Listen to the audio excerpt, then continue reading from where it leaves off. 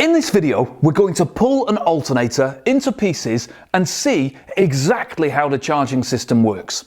The alternator is a small component, but there's some very interesting concepts in there. Voltage rectification, three-phase windings, and more. So, small component, big video.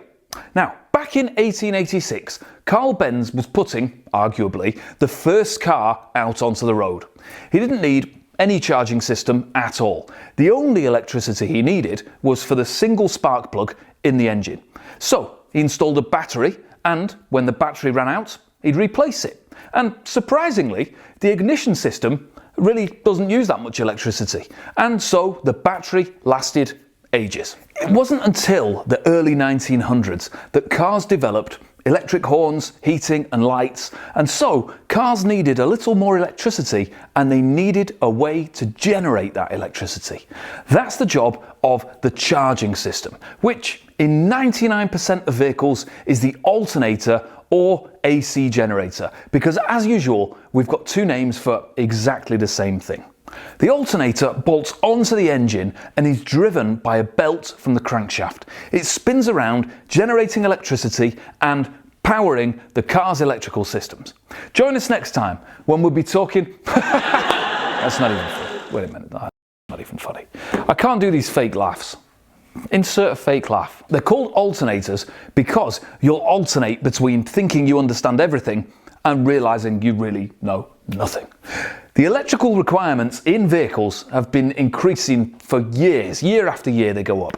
From powering a spark on the earliest cars right up to today when we've got things like heated seats, electric fuel pumps, ABS, traction control systems, all demanding loads of electrical power while the vehicle's moving.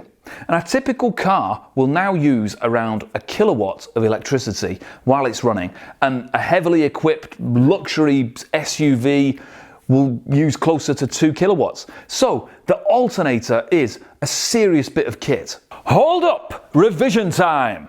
If an average car uses 1 kilowatt of power, how much current does the electrical system need to deliver? Well, our power formula is P equals VI. We'll whack it in a triangle. P, VI. We're looking for current, so we cover current. We've got P over V, power over voltage. So our power is 1000 watts, voltage is 12, equals 83 amps is what an electrical system needs to deliver in an average car. I'm in a car. Now sitting here with the engine off, the battery supplies the power for the radio, the lights and so on. When I turn this key and start the engine, the battery powers the starter motor and gets the engine going. Now, with the engine running, the alternator takes over and supplies all the electrical power to keep the car going and extra electrical power to recharge the battery. The battery shouldn't be supplying any electrical power when the vehicle is running. Let's get back inside and pull an alternator to bits and see what we've got. To start with, we have a pulley that we can take off. This connects through an accessory belt to the crankshaft. Next, we have this big screw terminal, and that's called the B post or the B terminal, the B plus post, and it's the alternator's output into the battery and the electrical system. B stands for battery, and it will connect directly to the battery positive terminal, often through a big fuse. When you're working on an alternator in a vehicle, bear in mind that this terminal is permanently positive, permanently live, and treat it with care because you can short this small terminal against the engine and create some serious sparking. The alternator, like most metal components, is grounded through its housing, through the engine, back to the battery negative. Let's pull this B post off, and then we can separate the housing. Don't worry if you can't separate or dismantle your alternator by hand. They're actually quite hard to get to pieces. I've pre-weakened this one. So what we have here is an aluminium housing which splits into two halves.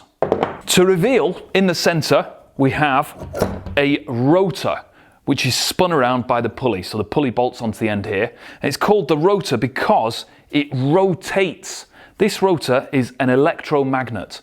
On the front and the back of the rotor are fan blades, and these create an airflow through the alternator, keeping it cool. Now, around the rotor is a huge winding of copper wire. The spinning magnetic field of the rotor induces an electrical current into this winding.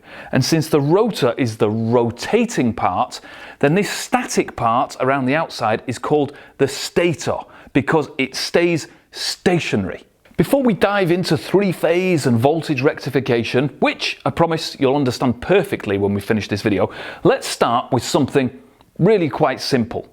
Faraday discovered that when we move a magnet next to a wire, it generates an electric current. We know that magnets have a north and a south pole, and that they're opposites. So it's logical that if we move a north pole across a wire, a current is generated in one direction, and if we move a south pole across a wire, then the current is generated in the opposite direction. And that's exactly what happens. As we rotate this magnet next to the wire, a tiny electrical voltage is being created. As the magnet rotates, the voltage reverses every half turn.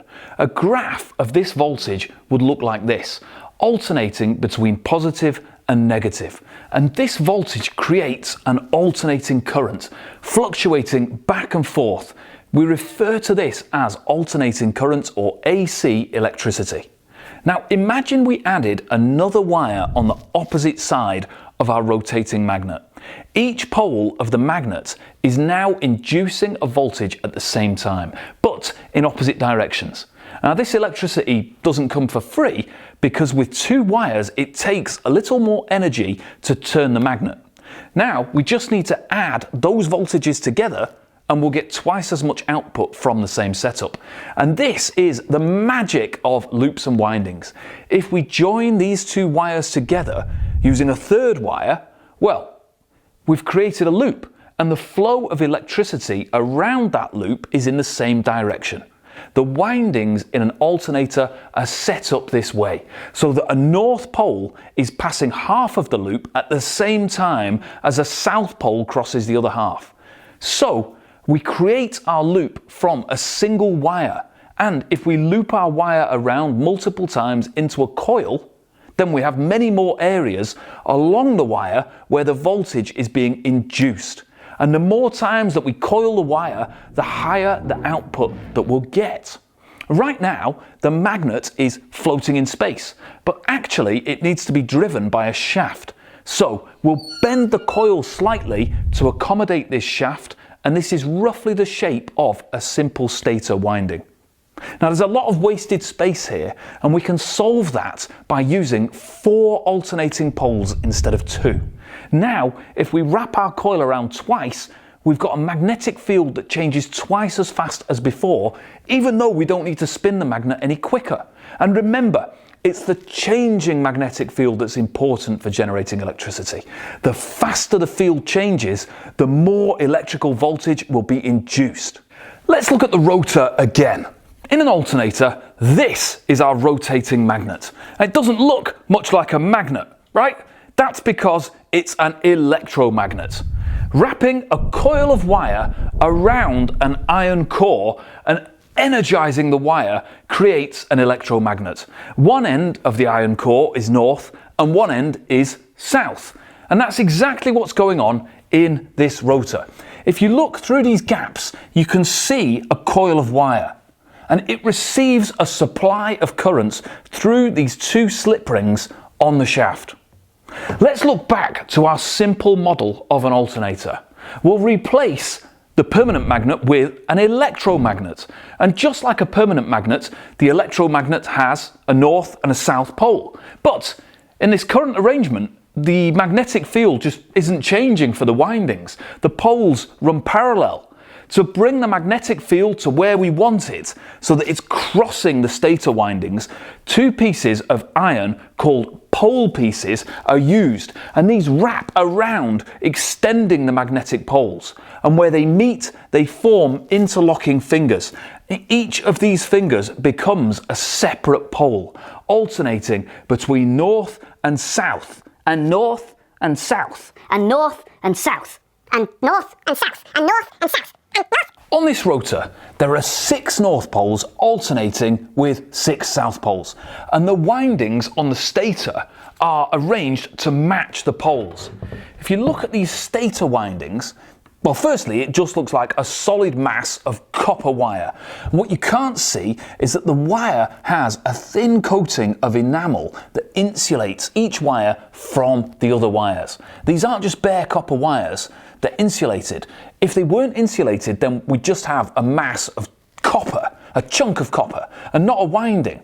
Sometimes the enamel on these wires wears away and creates a short. Look around the outside of the stator and you can trace the shape of the coils. There'll be 1 coil for every pair of north and south poles on our rotor. In our case, 6 coils. Now don't worry about all the rest of these coils, we'll get to those later.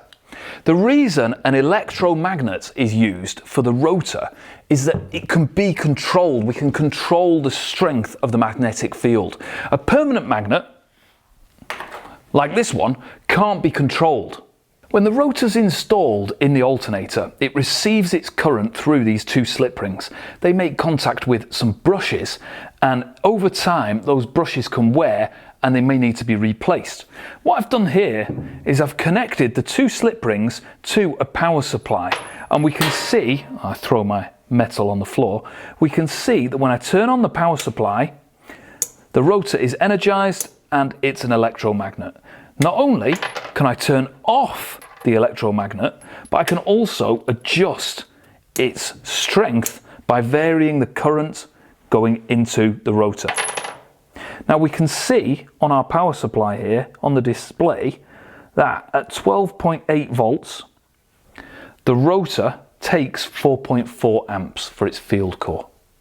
It might seem that if we're putting electricity into an alternator and taking electricity out, then we're not really generating anything for the effort. But what we're actually doing is we're using a small amount of electricity to create a strong magnetic field. As we've seen, about 5 amps goes into creating our field. The engine then spins this field around and it creates an output current of, say, 100 amps. So even though we're putting a little bit of electrical energy into exciting the rotor, it's really the energy from the engine that's being used to generate our electrical power.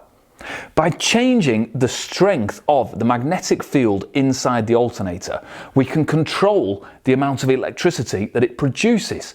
And this is the key to an alternator, because the amount of electricity that a car demands from an alternator varies depending on the state of charge of the battery and the amount of electricity being used in the vehicle.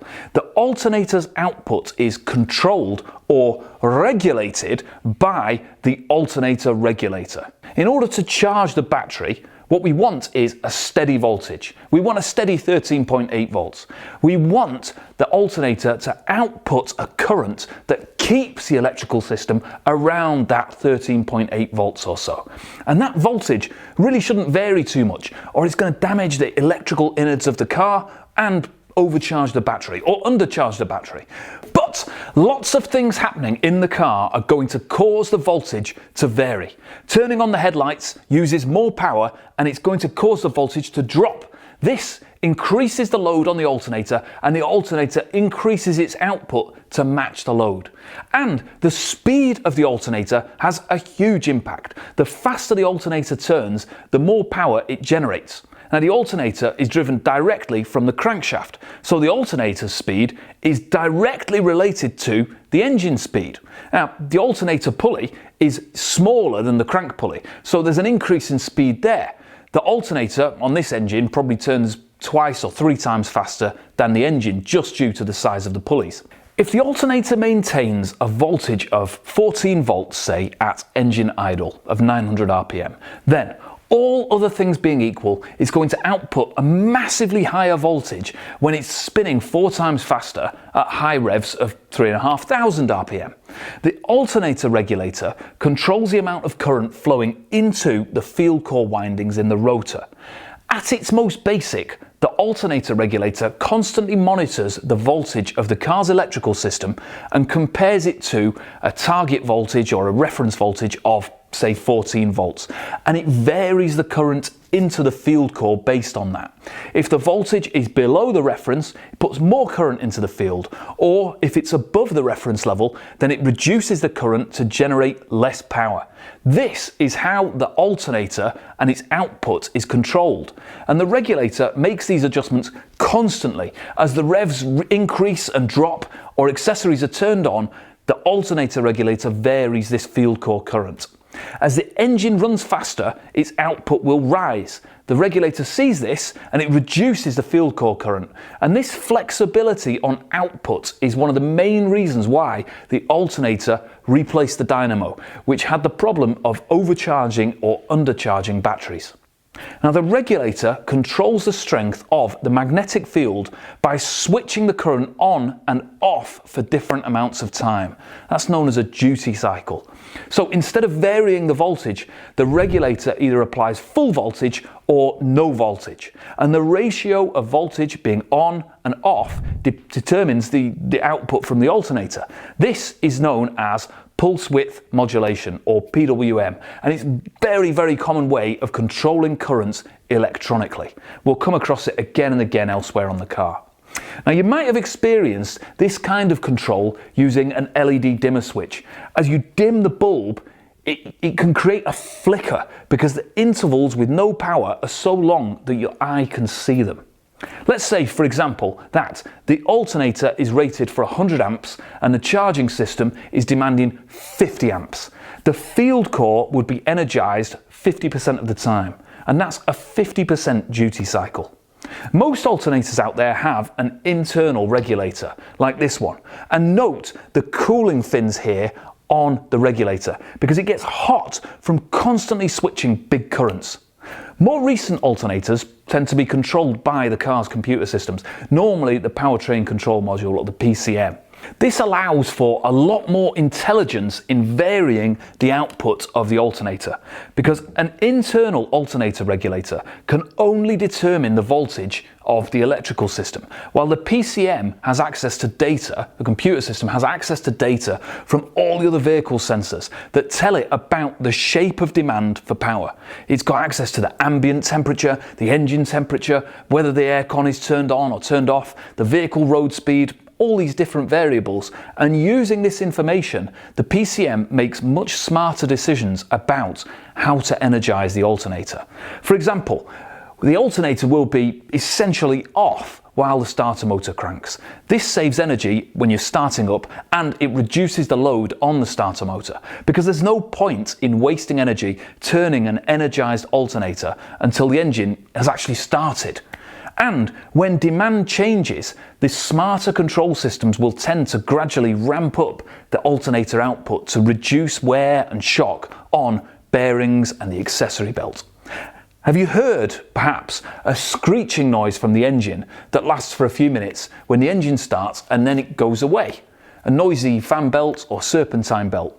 Now, a lot of people think that the noise stops because the engine's warmed up, but this isn't the case. And with our deep understanding of alternators and regulators, we can now explain that. Immediately after the engine starts, the battery voltage will be low because the starter motor just used up loads of power. Once the engine's running, the alternator regulator will sense this low voltage and it really pumps the current into the field core to get the maximum output from the alternator.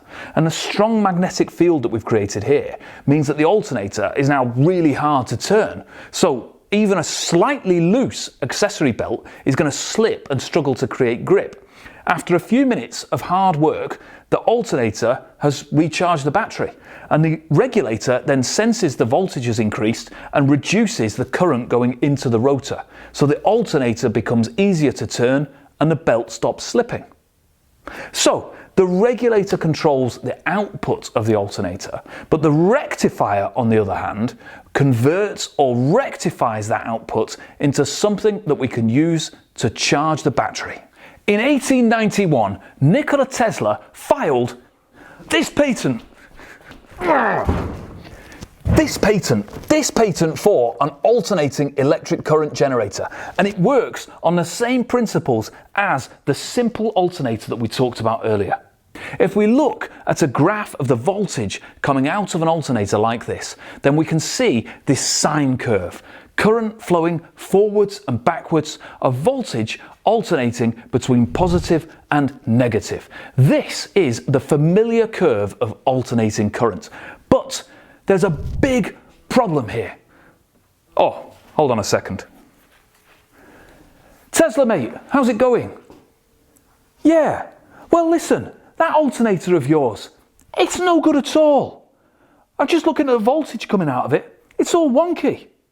I can't charge a car battery off it. How are you going to rectify it? Mechanical switching gear? Holy moly, how much is that going to cost? $1? That's a fortune, man. Is it reliable? No. What do you mean regular maintenance?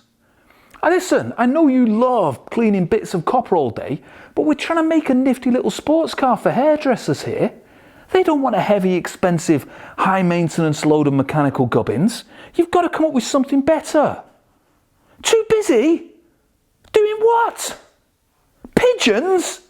Get back to the lab, man. And tell Edison his bulbs are no good. It's all about colour changing LEDs.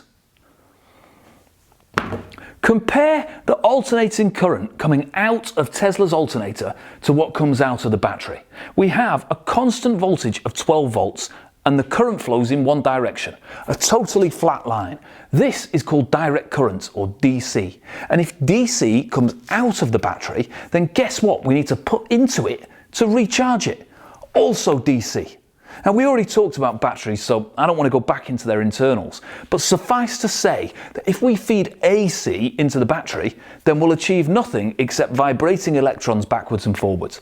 DC is what we need, and until the invention of semiconductors in the 1950s, converting that curved wave of AC into DC required complicated mechanical switching gear. It was expensive, delicate, heavy, and it required regular maintenance. So, for the next 70 years, cars had to use a DC generator called a dynamo. But dynamos weren't great. Their output was limited to about 50 amps, which is less than even the smallest modern car uses. And they didn't really charge the battery when the engine was idling. The development of semiconductors in the 50s meant that it was finally easy to convert AC into DC, and the alternator replaced the tired-looking dynamo.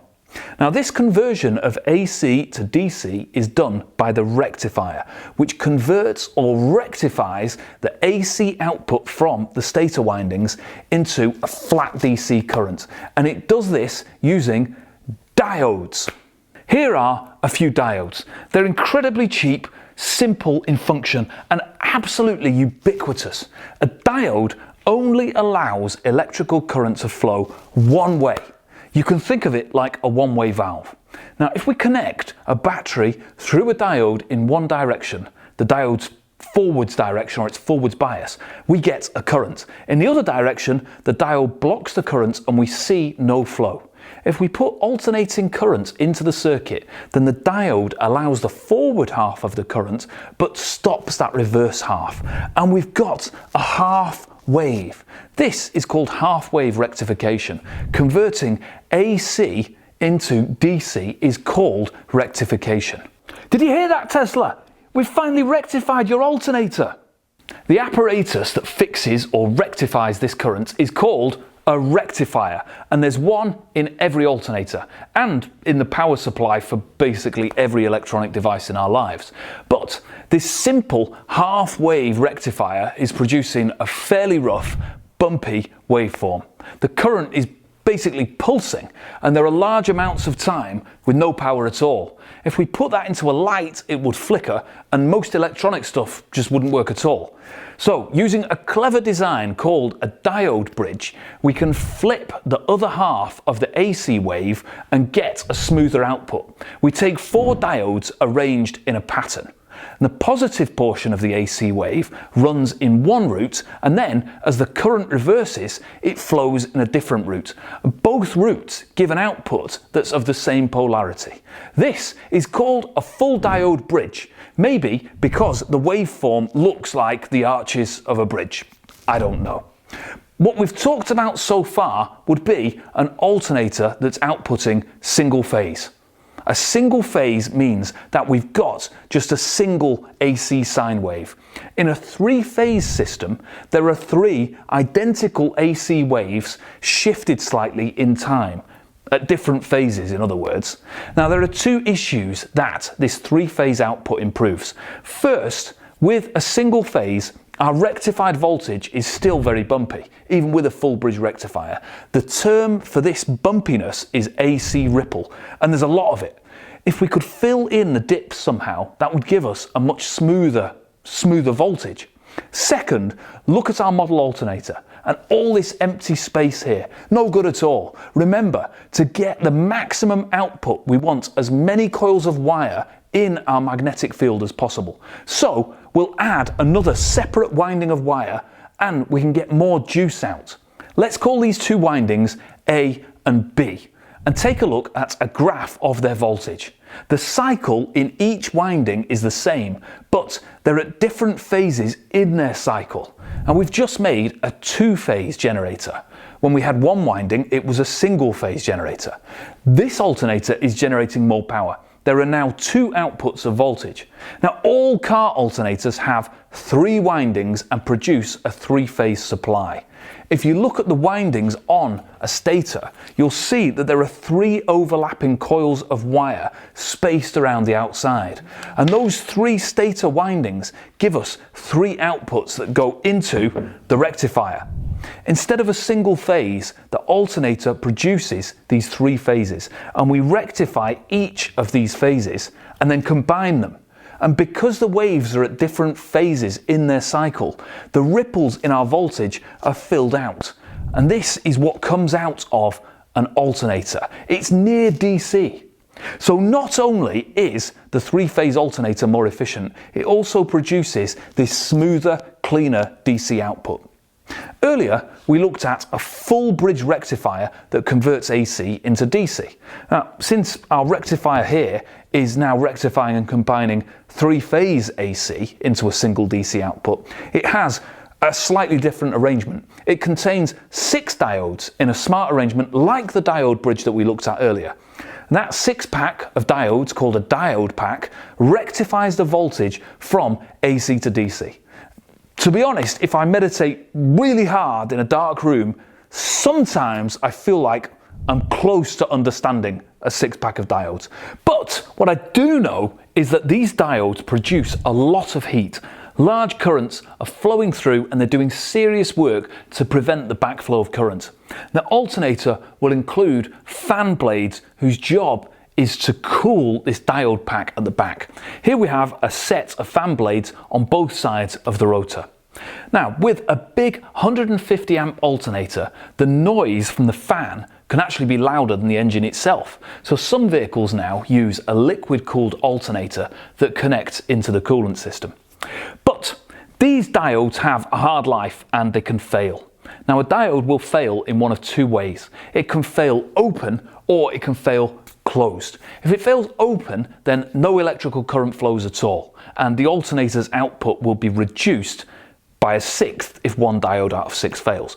If it fails closed, then the diode part doesn't work to prevent reverse flow, and it allows current to flow both ways. This will allow AC voltage into the output side of the rectifier and into the car's circuits, and the alternator will be less efficient and the power it produces is more dirty. There's a bigger amount of AC ripple than we want.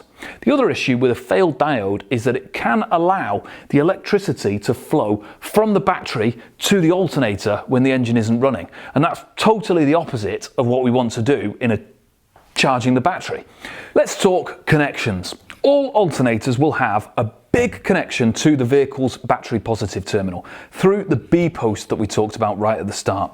And like most components, the alternator is connected to the battery's negative through the engine, across the earthing strap and through the metal vehicle body. This alternator also has a small plug that gives it 2 signal wires. One from the ignition so that the regulator knows to energize the rotor, and the other wire goes to the battery warning light on the dashboard. Now, when the battery voltage is higher than the alternator's output, then that light will illuminate to warn that the alternator is not generating enough charge to keep up with the vehicle's electrical system. The battery light is on while the engine cranks because the alternator isn't spinning yet. Once the engine kicks into life, the alternator generates electricity and you should see the battery light turn off. Now, if this battery light comes on while driving, it means that the alternator's output is too low. And the first thing that you would want to check is the accessory belt that's driving the alternator. It's actually surprising how far you can go in a car without any alternator. On a fully charged battery, without anything like the radio or the headlights or any of the accessories running, this Miata could easily cover 75 miles or more, run for at least an hour on battery power alone. Okay, that was a lot to take in. Let's try and sum things up. The alternator generates electricity to power the electrical systems while the engine's running, and also to recharge the battery. Now, ideally, the vehicle's electrical systems will run around the 13.8 volt mark. The alternator contains a spinning electromagnet called the rotor, which creates a changing magnetic field. That field induces an AC voltage into coils of wire that run around the outside of the rotor. These windings are called the stator, and there are 3 separate coils spaced around the rotor to generate AC waves at 3 different phases. So the alternator is producing 3-phase alternating current, and that AC current is rectified into DC by a rectifier before flowing to the battery. To keep the alternator's output at the level we want, which is about 14 volts, there is an alternator regulator, which controls the strength of the electromagnetic field in the rotor. This regulator looks at the voltage in the electrical system to determine how much current to put into the rotor's field core. Does that make sense? If you skipped ahead in the video to get to this point, then that is going to sound like a load of jargon-laden gibberish. But I hope that by building up gradually, part by part, up until this point, you've got a solid grip on terms like AC, rectification, and diode bridges. Now, get out there and blow people's minds with your own jargon. Have fun, or see you next time.